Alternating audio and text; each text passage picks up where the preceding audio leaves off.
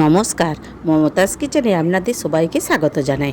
আজকে আমি চিড়ে দিয়ে একটি নাস্তা বানাবো, তার জন্য পুরো ভিডিওটি দেখার অনুরোধ রইল। এখানে আমি একটা আম নিয়েছি আর এই যে এক বাটি চিড়ে নিয়েছি। আমটি কেটে ভালো করে আমি পেস্ট করে নেব।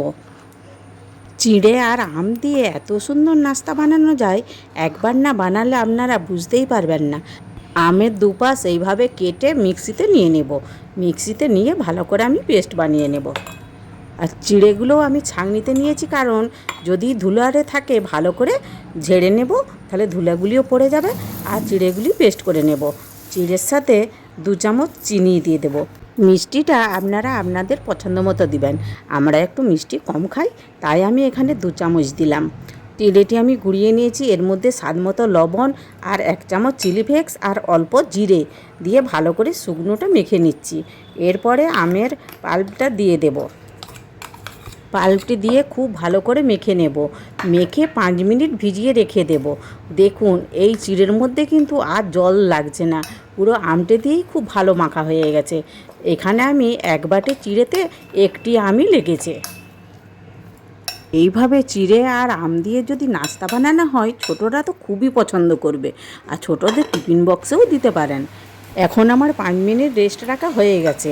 এইভাবে ভালো করে 5 মিনিট থেসে নেব। এই থেসে নিলে আর ওইটা ফেটে যাবে না, খুব ভালো করেই পাকানো যাবে। দেখুন, খুব ভালো করেই আমি থেসে নিয়েছি। খুব একটা শক্ত করা চলবে না, একটু নরম করলেই তবে ভালো পাকানো যায়। দেখুন, একটা আঙুল দিয়ে দেখিয়ে দিচ্ছি, এই রকম নরম করলেই হবে। এখন আমি অল্প করে নিয়ে 2 হাত দিয়ে ভালো করে পাকিয়ে নেব।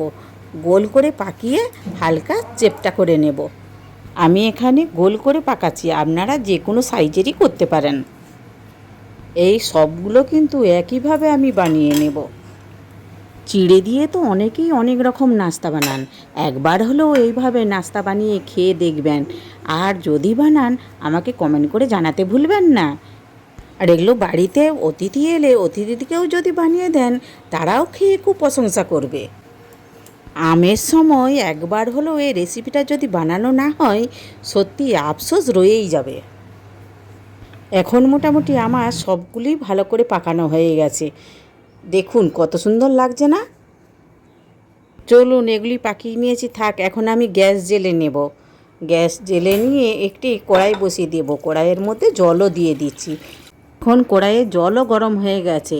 এখন আমি একটি ছেঁদাযুক্ত পাত্র বসিয়ে দেব, আর পাত্রটি ভালো করে তেল বুলিয়ে নেব। খুব ভালো করে তেল বুলানো হয়ে গেছে। এখন আমি যে নাস্তাগুলি পাকিয়ে রেখেছিলাম, সেগুলি সব একে একে দিয়ে 10 মিনিট ঢাকা দিয়ে রেখে দেব। আমি সবগুলি একেবারেই দিয়ে দিয়েছি। 10 মিনিট পর ফিরে এলাম। দেখুন কত সুন্দর হয়ে গেছে। এখন ওইটি নামিয়ে রেখে দিচ্ছি। এখন কড়াই বসিয়ে দিয়েছি, কড়াইয়ের মধ্যে ঘি দিয়েছি, আর জিরে, সর্ষে আর তিল ভালো করে ভেজে নেব। আমাদের কারি পাতার গাছ আছে, গাছ থেকেই একটা পাতা তুলে এনেছি। পাতা দিয়েও খুব ভালো করে ভেজে নেব। ভেজে ওই যে নাস্তাগুলো ভাপিয়ে রেখেছিলাম, এর মধ্যে দিয়ে ভালো করে নাড়াচাড়া করে নেব। ওই নাস্তাগুলো ভাপিয়ে রেখেছি, এইটাও শুধু খাওয়া যেতে পারে, কিন্তু এইভাবে ভেজে নিলে আরেকটু টেস্টটা বেড়ে যায়, আর খেতে সত্যিই অসাধারণ লাগে। এই নাস্তাটা কিন্তু আমি আমার মন থেকে নিজেই প্রথম বানালাম। আমার বানানোটি কেমন হয়েছে আপনারা কিন্তু সত্যিই জানাবেন। আর আমার মেয়েদের তো খুবই ভালো লেগেছে। আজকের রেসিপিটি ভালো লাগলে একটা লাইক করার অনুরোধ রইল। আমার নতুন বন্ধুরা এখনও যারা আমার চ্যানেলটিকে সাবস্ক্রাইব করেননি, প্লিজ প্লিজ তাড়াতাড়ি সাবস্ক্রাইব করে ফেলুন, তবেই তো নতুন নতুন রেসিপি আপনাদের কাছে পৌঁছে যাবে। আর ফেসবুক থেকে দেখলে একটা লাইক করবেন আর ফলো করবেন। আবার দেখা হবে নতুন কিছু রেসিপির ভিডিও নিয়ে। আপনারা ভালো থাকবেন, ধন্যবাদ।